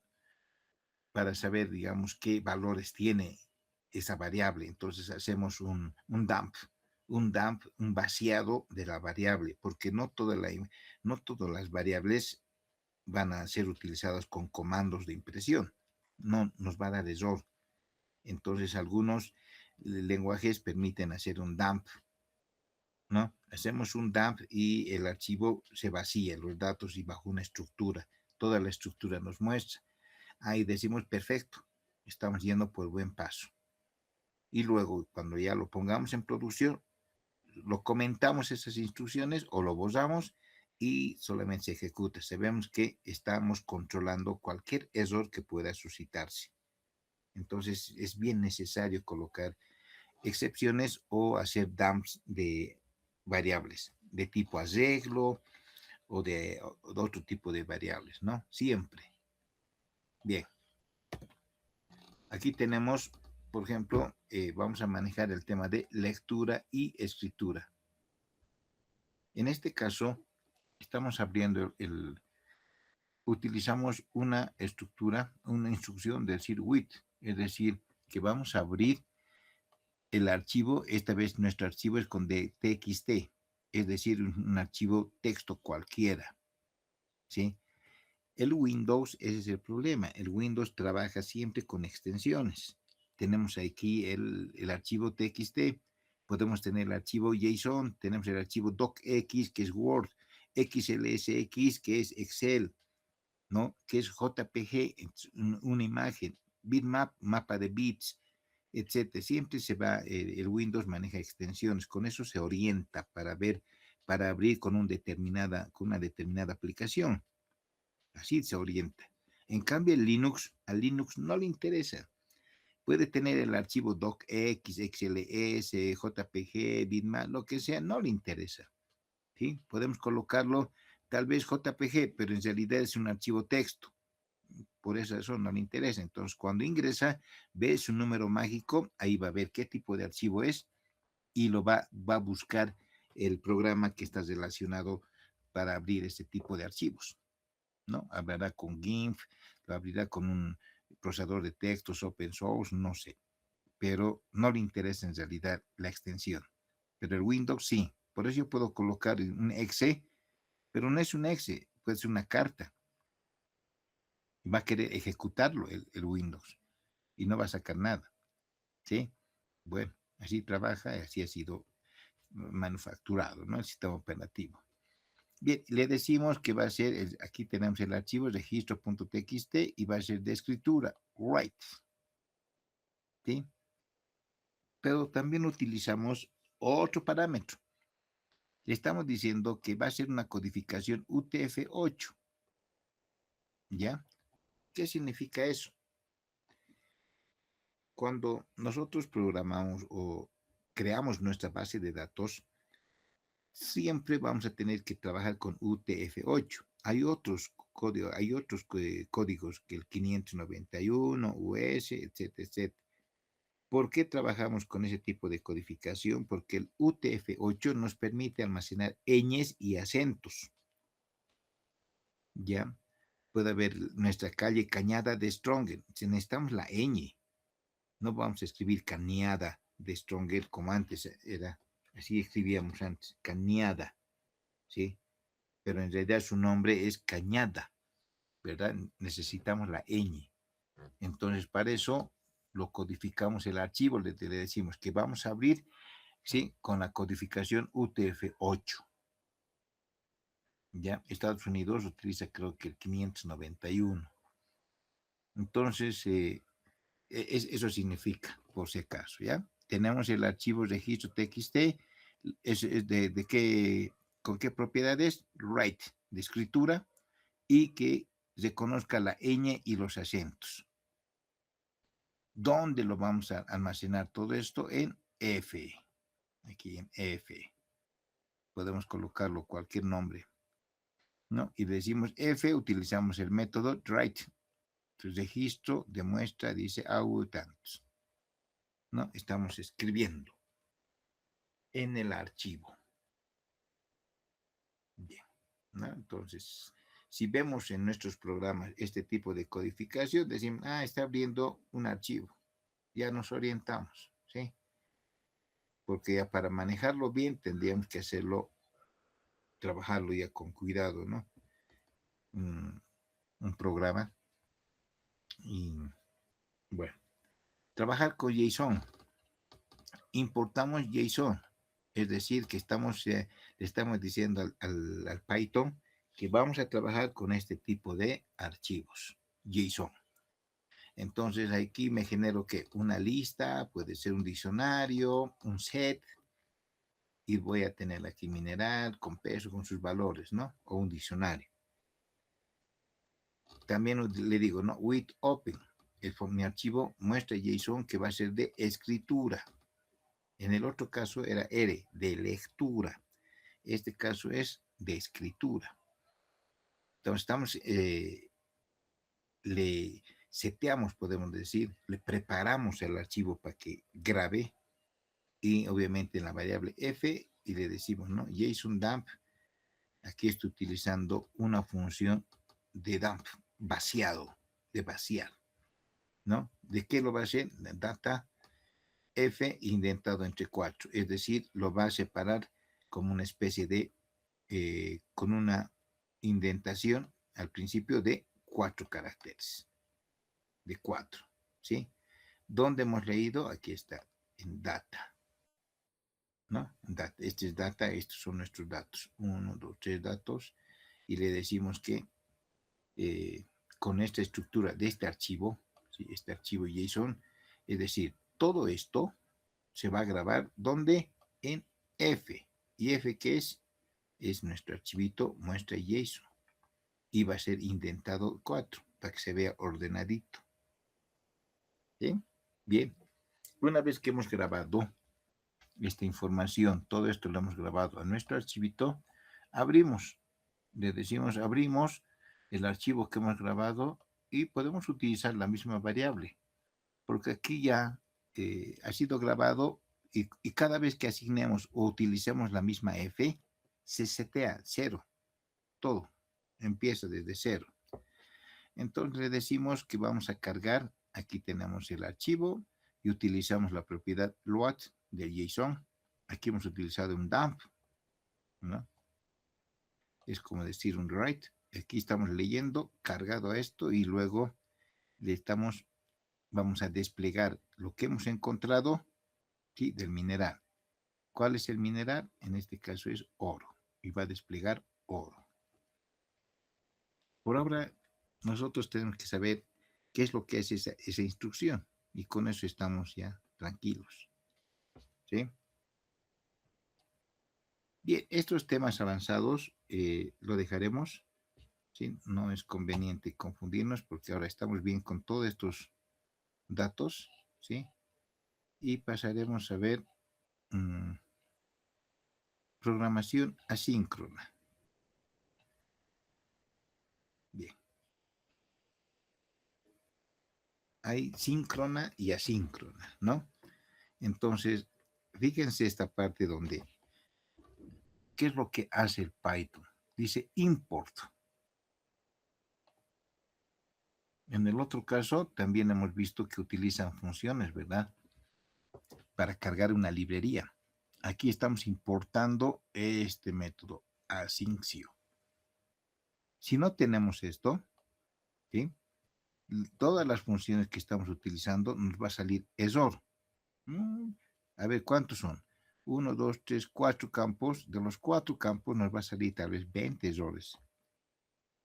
Y diré, 4 registros, ¿sí? 4 registros, 4 instrucciones. De los 4 instrucciones nos va a salir como unos 20 líneas de error. Son errores de arrastre. Entonces, aquí, ¿qué nos falta? Utilizar, importar, diré. Podemos decir este método, esta librería, todo, y recién utilizarlo. Generalmente cometemos ese error. No lo importamos y después vemos una infinidad de errores. Una vez que lo importemos, ya podemos utilizar, ¿no? En este caso, estamos viendo la latencia de Z. Es decir, nos va a salir, nos va a desplegar, este se llama sleep, con el tiempo de un segundo, la información que estamos enviando, ¿sí? Nos va a verificar si realmente cómo está enviando, es como hacer un zumbido, ¿no? Esto hace ese programita. Y este es el que lo maneja. Async-def main ejecuta todo eso. Aquí tenemos, por decir, múltiples consultas en paralelo. Tenemos a white, estas son instrucciones, ¿sí? Que lo va a ejecutar. Consultar nodo 1, consultar nodo 2, consultar nodo 3. Lo va a realizar en paralelo. No está diciendo que lo va a realizar uno detrás de otro. Es parecido en Java cuando manejamos hilos. Todo lo ejecuta a la vez. Antes no había ese tipo de programación. Siempre había como una especie de secuencial, ¿no? Primero esta instrucción, por más que esté compilado. Luego la segunda instrucción, la tercera. Y siempre se notaba la diferencia. Pero ahora ya no. Podemos ejecutar 5 o 6 instrucciones al mismo tiempo. Esa propiedad tiene el Java y tiene también el Python. Pero el PHP no tiene. No tiene eso. Lo ejecuta uno por uno. JavaScript también tiene. Bien. Dentro de las librerías esenciales, estas librerías son algunas librerías. En la parte de Big Data, son más librerías, ¿sí? Sí, pero aquí tenemos un resumen, ¿no? El NumPy dice cálculo numérico y matrices, es decir, siempre vamos a tener que utilizar, o sea, si vamos a utilizar matrices, arreglos, array, vectores, tenemos que cargar el NumPy, ¿ya? En este caso, no lo vamos a cargar la librería dentro de nuestro programa, tiene que estar instalado en el entorno del Python, tiene que estar instalado. ¿Cómo lo hacemos? Con el pip. Pero ¿qué tenemos que hacer más antes? Instalar también el programa pip. así lo llamaremos, ¿sí? Primero instalamos el Python, luego instalamos el programa pip, se instala el pip. Una vez que tenemos ya ese programa, recién podemos ya con el pip seguir instalando más librerías, ¿sí? Entonces tenemos que instalar el NumPy y luego ya podemos utilizar libremente las instrucciones del NumPy dentro de nuestro Python.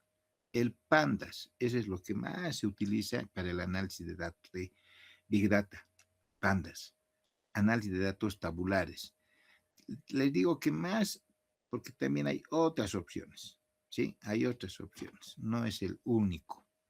También tenemos, si vamos a hacer análisis de datos tabulares, es decir, datos que, por decir, de un censo, de una encuesta, donde tenemos cierta información que se ha tabulado, se ha digitado o se ha obtenido, por decir, a ver, de consultas médicas, cuántas consultas médicas por médico se hizo hoy día, por decir, ¿no? O cuántas consultas se hizo por triaje, es decir, por emergencia. Tenemos ahí datos que no aparecen de forma automática. Alguien tiene que digitarlo, alguien tiene que tabular, ¿sí? A eso se refiere. Alguien tiene que digitar accidentes 5, emergencias están de 2, ¿no? Y por fractura 1, etcétera, etcétera, ¿no? Para operación 2, etcétera.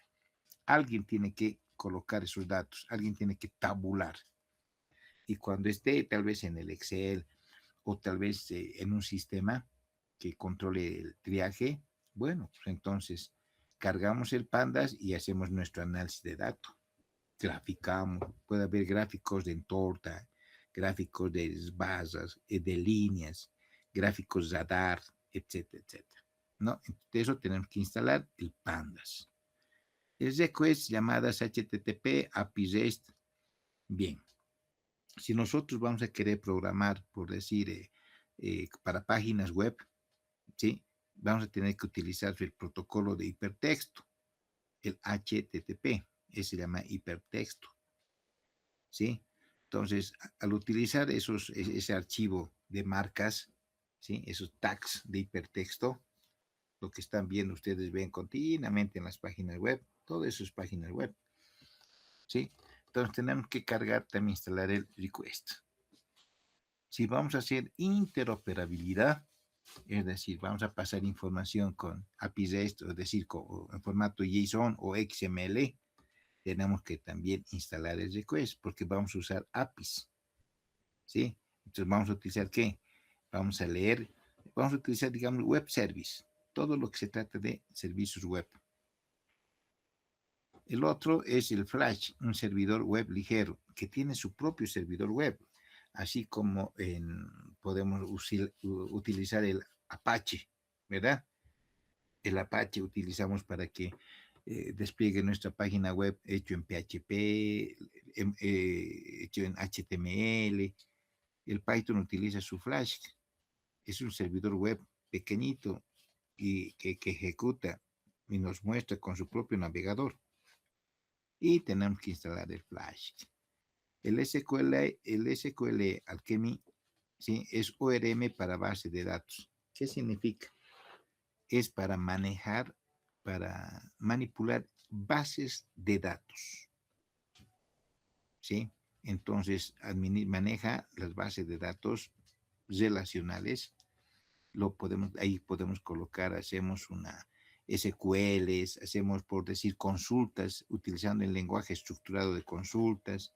Podemos hacer, eh, crear una tabla, create table, borrar una tabla, drop table, utilizar tal vez usuarios, create user, add user, le damos roles, grant, etcétera, etcétera. Todo lo que es base de datos, si vamos a utilizar instrucción de base de datos, entonces utilizamos el SQL, ¿sí?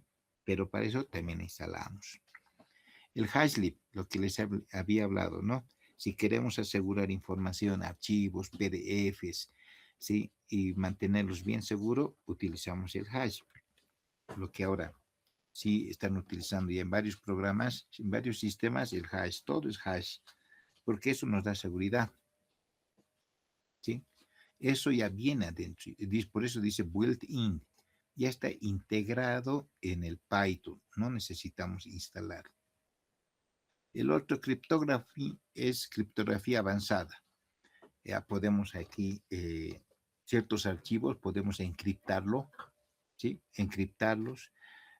Podemos generar, digamos, contraseñas encriptadas, ¿no? Eh, Podemos utilizar a nivel MD5, o sea que MD5 ya no se utiliza porque ya rompen ese encriptamiento, ya no es seguro. Ahora utilizan el bcrypt. Entonces nosotros podemos encriptar, digamos, nuestra contraseña. Solamente podemos decir de ida, entre comillas, es decir, en la grabación. Es decir, mi contraseña, a ver, que se llame, por decir, eh, curso, curso 223 o curso 2026, digamos, ¿no? Yo de esa manera lo puse en mi contraseña. Entonces, con el encriptamiento ya no va a ser ya no va a estar almacenado de esa manera, sino va a ser parecido a un hash, ¿sí? Va a aparecer ahí letras, códigos, pero todos esos códigos traduciendo va a ser curso 2026. Pero el tema es de que no va a haber un decodificador. Ese es el tema. Y no tiene que haber, es decir, no tiene que haber una función en el cual yo digite todos esos datos y me aparezca curso 2026. No, ya no es seguro. Ya no estaríamos hablando de criptografía segura, porque todos pueden tener esa función, ¿no? Y luego decodificarlo, imagínense, en vano, ¿no? Todos entrarían ahí y todos tendrían acceso, ya no sería seguro. Solamente tiene que ser por única vez. Entonces, ¿cómo funciona esto? Digamos, yo digito curso 2026, ¿no? Lo va a encriptar, lo encripta y va a comparar con el que está almacenado en la base de datos. Si coincide ese encriptamiento con lo que está registrado, le da acceso. Si digito 2026 o 2027, lo va a encriptar, va a comparar con lo que está almacenado en la base de datos, no es el mismo y nos rechaza, ¿sí? No es que, digamos, lo descifra lo que está almacenado, no, encripta nuestro texto, lo encripta nuestro texto y compara con la base de datos. De esa manera funciona, ¿ya? La criptografía. Ahora, ¿cómo lo encripta? Todo eso es otro tema de criptografía, ¿no? Utilizan, digamos, números bien grandes para poder realizar el intercambio, la intercalación de caracteres. Pueden hacerlo 20 veces, 30 veces o 256 veces, de tal manera y lo unen con unos números grandes, primos generalmente, números primos, y ahí obtienen una clave bien segura, ¿sí? Hablan de que las computadoras cuánticas sí van a poder desencriptar todo. Por eso también se habla de encriptamiento postcuántico. Entonces, significa que también tenemos que nosotros generar encriptamiento, ¿sí? Para el uso de arquitectura o tecnología cuántica. Uh-huh. Bien. A ver, hemos hablado un poquito, les comentaré, porque no quiero que estén con la duda, ¿qué es cuántico? Dicen, ¿no? ¿Qué es cuántico? Ya tenemos que nosotros estar, digamos, podemos decir en el tiempo de que ya nos pensemos en tecnología bien avanzada, que ya se viene, así como la inteligencia artificial, ya va a aparecer de la noche a la mañana computadoras, servidores cuánticos. Normalmente nosotros utilizamos ahora dos, a ver, ¿cómo puedo decirle? La unidad básica de información en computación, ¿cuál es? Es el bit, ¿verdad? 0 y 1. Ese es el bit, ¿no? Es decir, que tenemos un estado, ¿no? El 0 y el 1. Eso es el bit. Perfecto.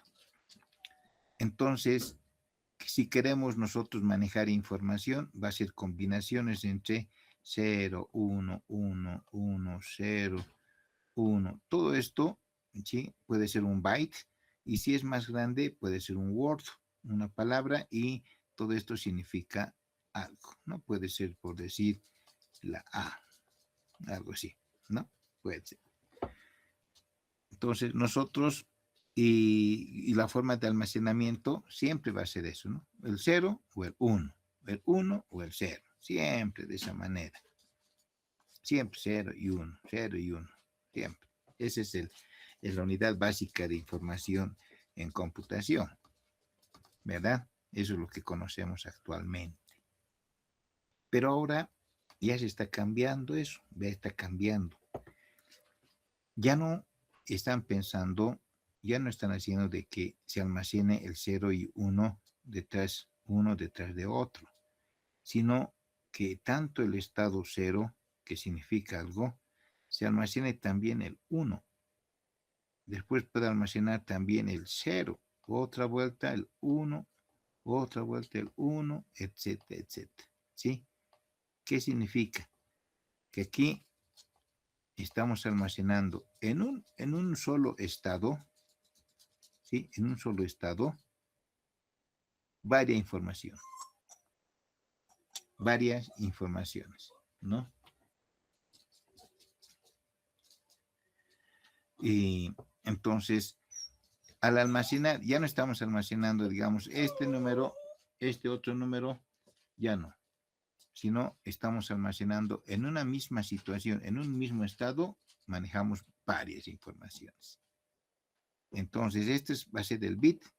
Ahora, si queremos hablar de computación cuántica, entonces vamos a hablar ahora de qubit. Es decir, que el 0 y 1 en el mismo tiempo se va a ejecutar. Con eso, ¿qué logramos? Hacer procesamiento, ¡pum!, súper rápido. La forma de almacenamiento obviamente cambia, ¿no? Cambia. Ese es el famoso, el qubit, es que se puede realizar los dos estados al mismo tiempo, ¿no? Es el qubit, y esto ya está orientado a la computación cuántica. Bien, sigamos. Entre las buenas prácticas, ¿sí? Dice, esto es lo que nos recomienda, ¿no? Para los que vamos a desarrollar en Python. Dice, usa 4 espacios para indentación, nunca tabulaciones. ¿Qué significa eso? Que tenemos que nosotros separar espacios espacios en blanco, no el tab. El tab es 8, ¿verdad? ¿Eso para qué? Para hacer el tipado, ¿no? Para manejar una estructura bien, ¿cómo te puedo decir? Una estructura bien formal del Python, para que podamos interpretar bien. 4 espacios, no 8. Entonces, de esa manera vamos a controlar el tipado. Los nombres de variables, dice en Snake Case. Las clases en Pascal Case. ¿Sí? O sea, nos está sugiriendo buenas prácticas. No nos está diciendo que esto sí o sí tiene que ser. ¿Ya? ¿Qué significa?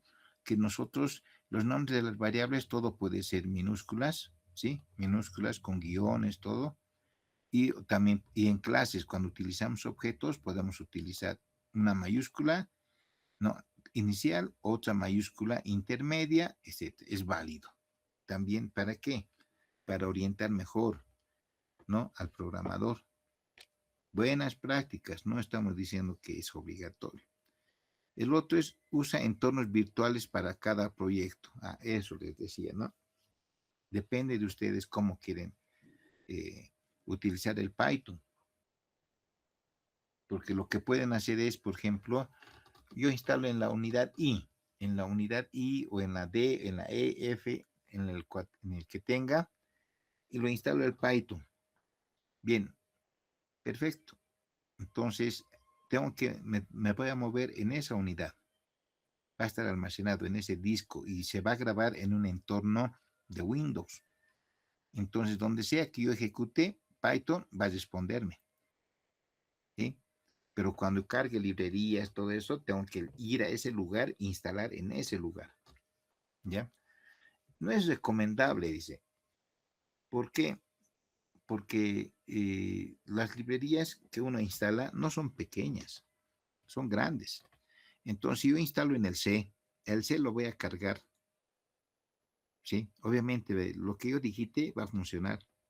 Bien interesante, pero mi unidad C ya va a aparecer hasta en rojo, ¿sí? Entonces es mejor crear un entorno virtual, es decir, creo el entorno y sobre ese entorno yo voy a crear mis proyectos, mis programas, todo. Y lo puedo desactivar ese entorno o lo borro el entorno y listo. Lo libero del disco, todo eso, ¿no? Y tengo un entorno, digamos, para el curso Python, listo. Otro entorno me puedo crear proyectos, Python, así. Y si yo quiero borrarlo, en un entorno va a estar ciertas librerías instaladas, en el otro entorno va a estar librerías más avanzadas, etcétera, ¿no? Y puedo combinar y no cargarlo a todo uno, todas las librerías instaladas. Eso se recomienda. ¿Cómo creamos? Python dice guión M, BEMP, de esa manera, y crear el entorno, ¿no? Curso 2026, digamos, aquí. Luego tenemos ahí, vemos el sur, esto es en Linux y en Mac, ¿sí? En Linux. En Windows solamente entramos a mi entorno, cd mi entorno y ahí dentro, al crear el entorno con BEMP, se crea pues esta carpeta scripts y ahí está el comando activate. Siempre tenemos que hacer eso, ¿no? Porque la computadora se reinicia, se apaga, ¿verdad? Entonces entramos, ¿dónde hemos instalado? Digamos en el D. cd mi entorno, cd scripts y activate. Listo.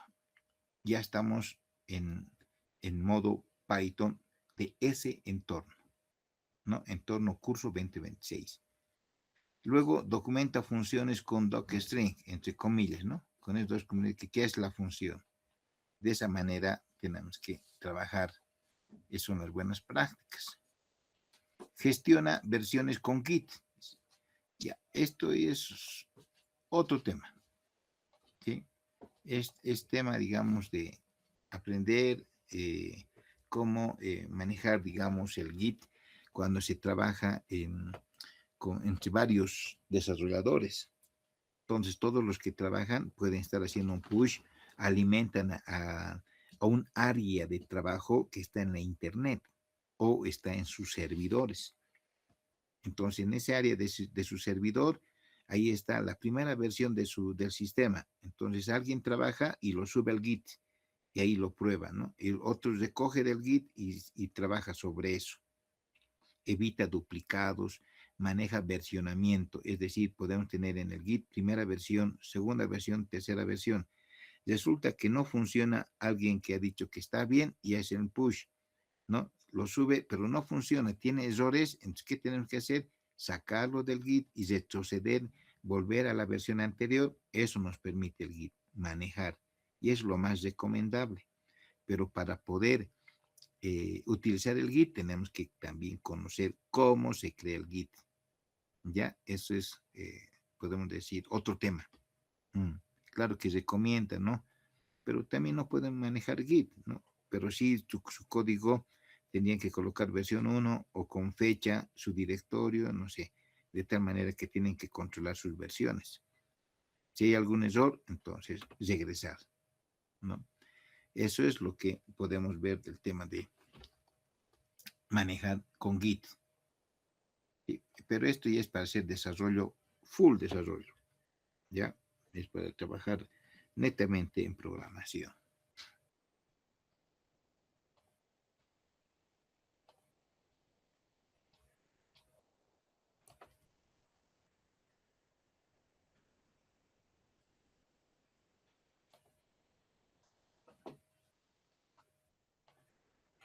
A ver, ahora vamos a ver el, mm, la parte 2. Lo que, a ver, tenemos 10 minutos. Vamos a, les voy a dar una actividad, estimados. em, También no va a ser complejo, como no estamos formando desarrolladores en Python ni en R, ¿sí? Lo que van a hacer es analizar programas en Python, ¿ya? Los voy a pasar o en plataforma también lo voy a subir. La actividad, lo que van a hacer es analizar todos los programas, ejecutarlos, ¿sí? Solamente van a copiar y pegar. Y van a ver qué resultados tiene, si tiene error, no tiene error, etcétera. Pero me van a explicar qué es lo que han hecho. Entonces, vayamos a otro lado, mejor, vayamos a otro lado, porque van a necesitar, eh,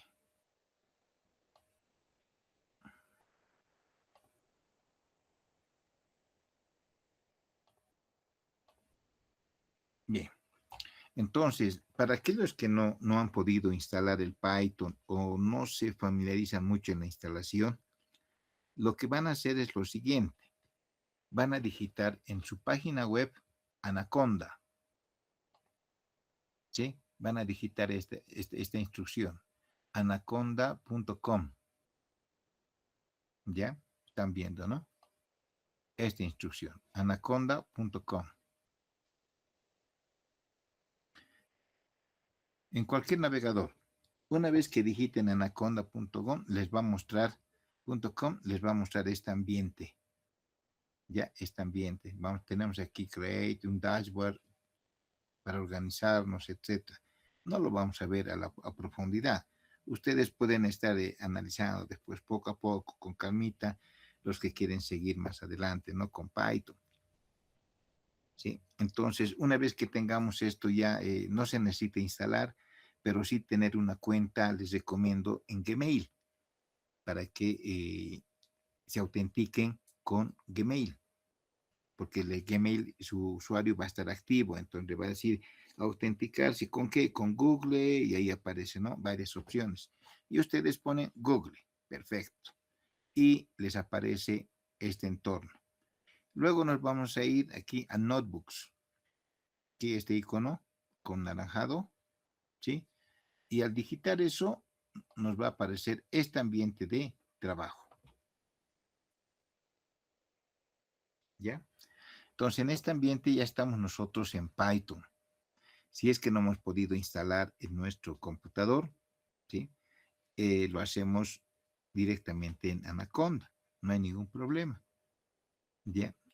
Entonces aquí, fíjense que tengo las instrucciones. Aquí es, como es un lenguaje interpretado, yo lo puedo colocar tres de esta manera y lo puedo decir cuánto es y me aparece el resultado, ¿sí? Es decir, entonces cualquier instrucción que yo ponga lo va a ejecutar, ¿sí? Lo va a ejecutar rápido. Por más que sea, digamos, cálculos así directos o instrucciones en Python, lo va a ejecutar. Y para eso, ¿qué hago? Copiar el código y pegar en esta ventanita. Y luego me voy aquí a este icono como de reproductor, que es para correr, ejecutar, run, dice, ¿no? Esto es para pararlo, interrumpe. Si el programa es bien largo y empieza a hacer bucles sin resultados, entonces lo aprieto clic y lo corto, ¿sí? Entonces solamente utilizo esto y esto. Y aquí puedo utilizar copiar y pegar y varias, y pues se puede abrir varias ventanitas, ¿sí? Y puedo estar ejecutando. Y ahí ustedes ya prueban por aquí qué es lo que hace este otro, etcétera, etcétera. Entonces, los programas que les voy a dar lo van a ejecutar aquí. Entran a Anaconda, copian y pegan el código y ven qué es lo que hace. Si saca, digamos, por decir, no sé, la secuencia de Fibonacci, puede sacar, digamos, el triángulo de Pascal, ¿no? Ese algoritmo. ¿Qué es lo que hace? Entonces ustedes lo van a interpretar, lo van a ver, lo van a analizar. Porque les repito otra vez más, no vamos a formar programadores en Python en 2 días ni menos en 3 días. Es otra cosa, ¿no? El Python, a mí me interesa que ustedes tengan la lógica, ese algoritmo. Bien, quiero que ese es uno que lo voy a poner en el código entre hoy y mañana y va a estar listo para la próxima semana, no para la próxima clase. Y también quiero que analicen este algoritmo. O no, generar un algoritmo para este problemita que les voy a dar.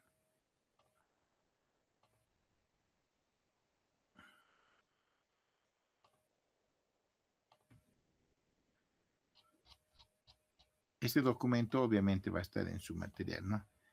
Se trata de lo siguiente. Esto que piensen ustedes y me van a decir cómo lo han hecho. Insertamos, dibujar.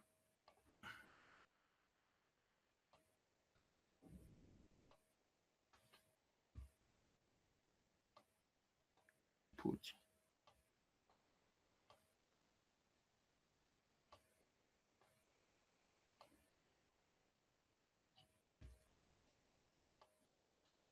Ya.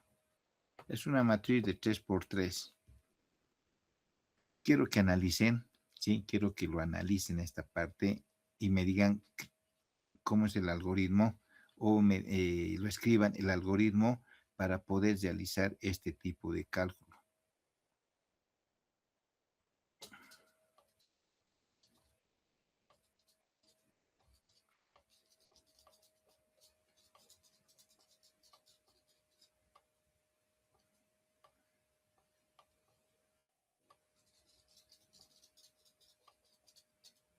Bien, sumado a cualquier lado nos va a dar 15.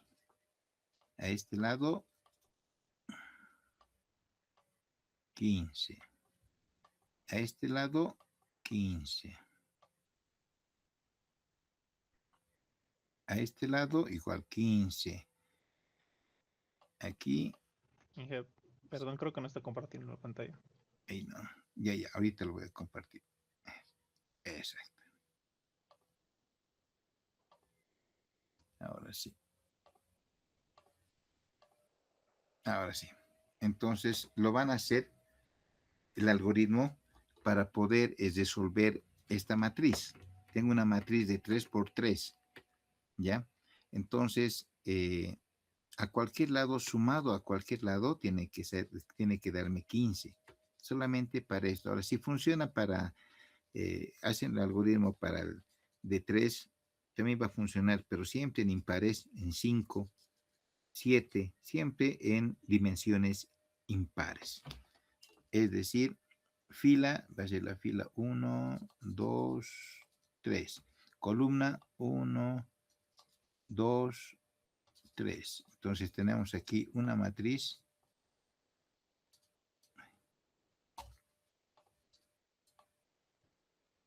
Vamos a tener una matriz de 3 por 3. Ya, no quiero que lo hagan en Python, sino algoritmo. ¿Cómo lo hago? ¿Sí? ¿Cómo lo he hecho en este momento? Sí, rapidito, ¿no? Porque el algoritmo ya está en mi cabeza. Lo mismo puedo hacer para el 5, para una matriz de 3, 5 por 5. Lo mismo, ¿sí? Siguiendo el algoritmo, puedo hacerlo de esa manera. Entonces, piénselo y lo van a hacer este algoritmo también para la próxima clase. Y me van a explicar cómo lo hicieron. Ya, esto es lógica. No se necesita tener conocimiento de sistemas, por si acaso, no. Es lógica, pensar, nada más, imaginarse, imaginación. ¿Ya? Bien, esto lo voy a grabar, el archivo, ya, y se los voy a pasar. ¿no? Aunque también está grabado en la clase. ¿Alguna consulta, estimados?